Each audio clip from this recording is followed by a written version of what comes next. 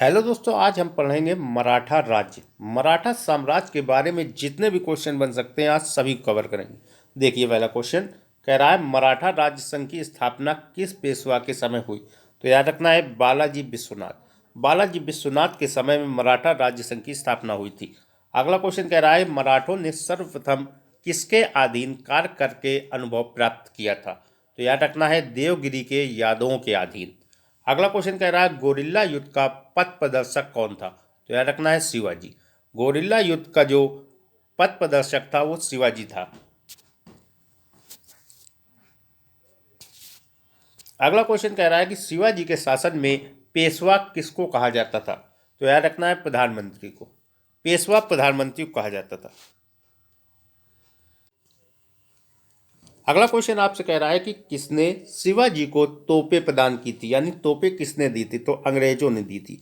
शिवाजी को तोपें अंग्रेजों ने दी थी। अगला क्वेश्चन कह रहा है शिवाजी और मुगलों के बीच कौन कौन सी संधि हुई थी। तो याद रखना है पुरंदर की संधि हुई थी। अगला क्वेश्चन कह रहा है शिवाजी का राज्यभिषेक कहाँ हुआ। तो रायगढ़ में हुआ था। शिवाजी का राज्यभिषेक रायगढ़ में हुआ था।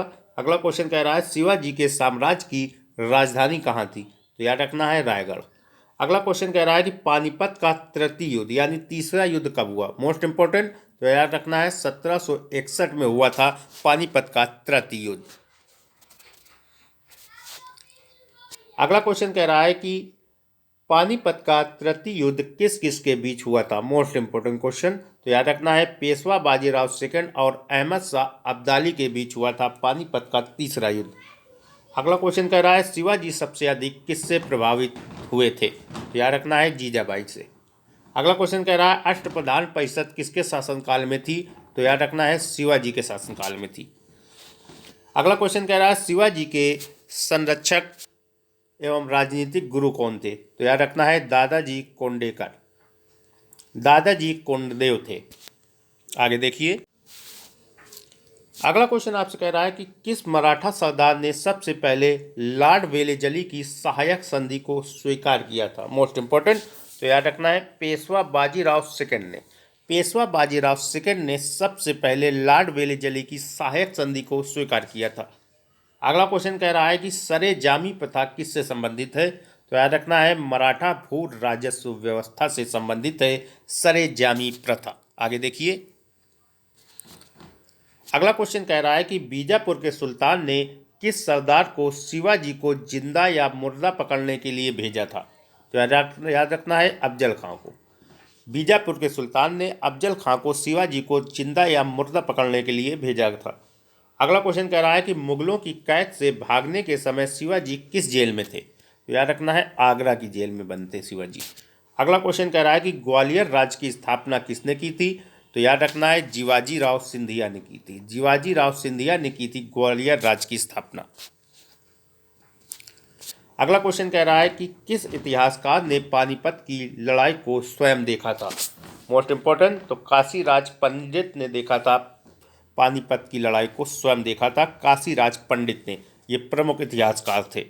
अगला क्वेश्चन कह रहा है कि शिवाजी को पहाड़ी चूहा या साहसी डाकू किसने कहा था। मोस्ट इंपॉर्टेंट, तो ये औरंगजेब ने कहा था। औरंगजेब ने शिवाजी को पहाड़ी चूहा या साहसी डाकू कहा था।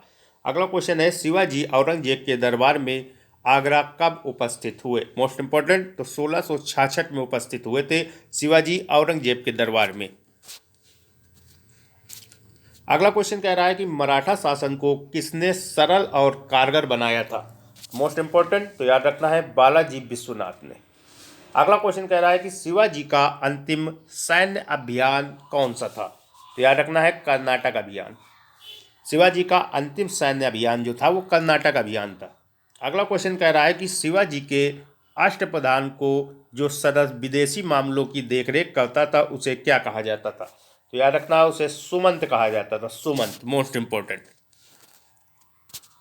अगला क्वेश्चन कह रहा है कि मराठा शासन में सर ए नौबत का क्या अर्थ था। तो याद रखना है सेनापति को कहा जाता था सर ए नौबत। अगला क्वेश्चन कह रहा है कि किस मराठा सरदार ने 1758 और 59 में पंजाब पर विजय प्राप्त की थी।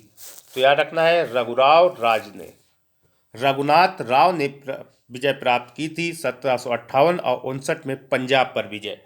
अगला क्वेश्चन कह रहा है किस मराठा सरदार ने सेना का गठन यूरोपीय ढंग से किया था? मोस्ट इंपोर्टेंट, तो याद रखना है महादजी सिंधिया ने।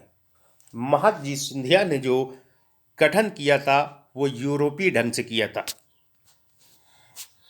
अगला क्वेश्चन कह रहा है कि शिवाजी का जन्म कहाँ हुआ था? याद रखना है शिवनेर के किले में हुआ था शिवाजी का जन्म। अगला क्वेश्चन कह रहा है किस भाषा को शिवाजी ने अपने दरबार में लागू किया था? तो याद रखना है मराठी भाषा को। मराठा थे इसलिए मराठी भाषा को इन्होंने अपने दरबार में लागू किया था। अगला क्वेश्चन कह रहा है शिवाजी से लड़ने के लिए जय सिंह को किस मुगल शासक ने भेजा था? तो याद रखना है औरंगजेब ने भेजा था इनको।